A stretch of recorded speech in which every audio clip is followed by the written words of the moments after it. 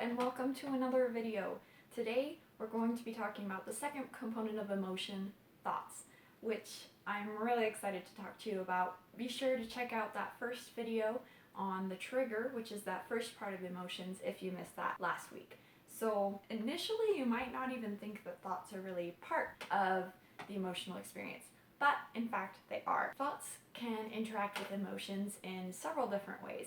The first way is that they can actually cause emotion or feed into and grow an emotion that's already there. We kind of talked about that a little bit in our trigger video, so make sure to go and review that if you have any questions on that one. The second way that they can be influenced by emotions is that they can actually be caused by an emotion. So that trigger happens, that emotion starts to come up, and with that and part of that experience are the thoughts that are there. The third way is that thoughts can actually help us to regulate emotions. You might have seen cognitive behavioral therapy or heard those kind of things where we actually use our thought process and changing that thought process to change the emotions and the feelings that come up for us. All of these things can kind of be used in different ways for your characters. Your characters will probably feel some combination of all three of these things in relation to thoughts. And in the narration itself, thoughts are often one of our most valuable ways to show emotion. One of my favorite examples of this is in a book called Cloud Cuckoo Land, which I am in the process of reading currently. But in one of the first chapters, we meet a character called Seymour, who's having a very emotional moment, and his thoughts really reflect that. So I wanted to look at this together to kind of see how do thoughts look in narratives when you're trying to convey a character's emotion and help the readers to also feel that emotion.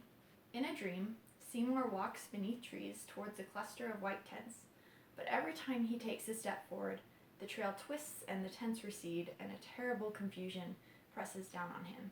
He wakes with a start. So we've got one of his emotions, we've got a trigger right there with the dream, and some hints that there's probably some triggers from before that have caused this dream. The thoughts are coming in this next section. So he wakes with a start. The dashboard clock says 4:42 p.m. How long did he sleep? 15 minutes. 20 at most. Stupid. Careless. He has been in the car for more than 4 hours and his toes are numb and he has to pee. With the sleeve, he clears vapor from the inside of the windshield. He risks the wipers once and they brush a slab of snow off the glass. No cars parked in front of the library. No one on the sidewalk. The only car in the gravel parking lot to the west is Marion, the librarian's Subaru, humped with snow. 4:43 p.m. Okay, let's stop there for a second. What thoughts did you notice? Some of them were very overt, some of them were kind of implied. The ones that I picked out that I think were some of the most important was his little sentences in there. Stupid, careless. A lot is coming up with that. There's a lot of self-reclamation. He's kind of got some anxious feeling coming up through how clipped those thoughts are, showing that he's really cares about whatever it is that he's about to do and that he's very unhappy with how it's going so far. Lots of anxiety, lots of turmoil, and that will continue with the rhythm of these thoughts and also the thoughts themselves. So keep listening. 6 inches before dark, says the radio, 12 to 14 overnight. Inhale for 4, hold for 4, exhale for 4. Recall things you know. Owls have 3 eyelids. Their eyeballs are not spheres, but elongated tubes. A group of owls is called a parliament. All he needs to do is stroll in, hide the backpack in the southeast corner of the library, as close as possible to the Edensgate Realty office, and stroll out. Drive north, wait until the library closes at 6 p.m., dial the numbers, wait 5 rings, boom, easy. Okay, so we have a little bit more of an understanding of what this character's plan entails, maybe a little hint at why, but we don't really know much at this point. But even without knowing why, we do understand what he's doing, and we understand the emotion that's coming through in this. We know that it's strong because a lot of his thoughts are being dedicated to try to calm that emotion, presumably so that he can do the job that he wants to in the way that he wants to.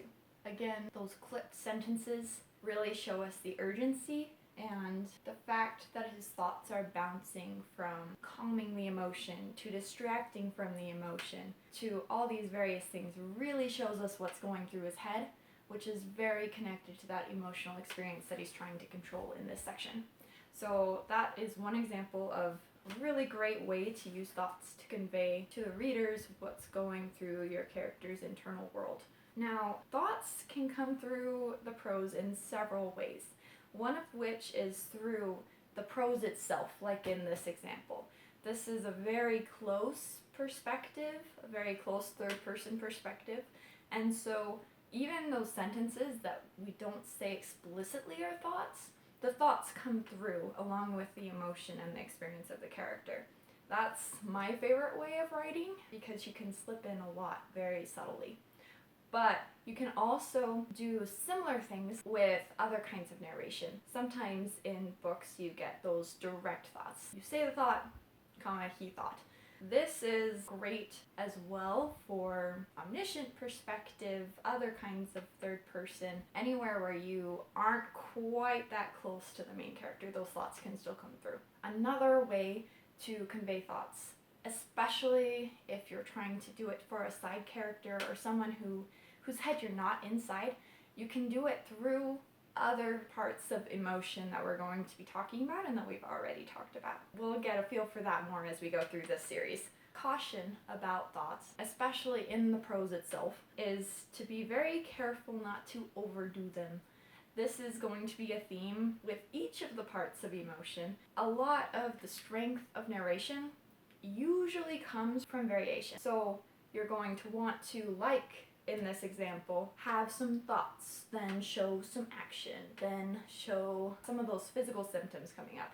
Those are some things we're going to talk about in the next couple of weeks. But just switching things up, especially if you're writing action, it's very easy to get bogged down by all of the thoughts that you're trying to convey from your character. It's usually best if you can vary things and also if you can share the thoughts that you are sharing in succinct and clear ways. Of course, this always depends on the style of your writing, what emotion you're trying to convey, and what experience you want the readers to have with that particular scene. Always exceptions to rules in writing. One good checklist that I kind of use for myself is these 3 questions to kind of check where we are with those thoughts. The first question is, are these thoughts enhancing the emotion you want the reader to be feeling? So in this question, you're kind of thinking, number 1, what emotion is my character feeling? How do we get that to come through? But 2, what do I want my reader to be feeling in this part of the story? Because sometimes those don't match up, sometimes they do match up, and it's important to make sure you're hitting both. The second question I use is, does this accurately reflect my character's emotions? Again, in Cloud Cuckoo Land, we had those really short sentences that kind of brought that urgency. If instead they had used really long, windy sentences, that probably wouldn't convey the same sense of urgency, even if all of those things were thoughts the character might have been having. So checking first, does this convey the experience I want for my character and reader? 2, does it accurately reflect those emotions? And 3, is the focus where you want it in this scene? In my action scenes, what my character is feeling and thinking is important, but I don't want it to overshadow what is actually happening in the real world either, usually. I want the focus to be on the actions, what's going on, what are the other characters doing, and I want those thoughts to be there kind of as garnish or in relation to the action. We're going to talk more about how action can be used to convey that emotion in not the next video, but the one after that. So it's coming real soon. But hopefully that helps. Those are 3 questions to kind of check if you're using thoughts in a way that will enhance your story. And thanks so much for watching. This was part 2 of this series. Again, next week we're going to be talking about physiological responses, which is how your body reacts when that emotion happens, which is, again, that 3rd component of the emotional experience. And the week after that, we'll be talking about action, and I'm really excited for both of those. So thanks so much for watching, and I'll see you in the next video. Bye!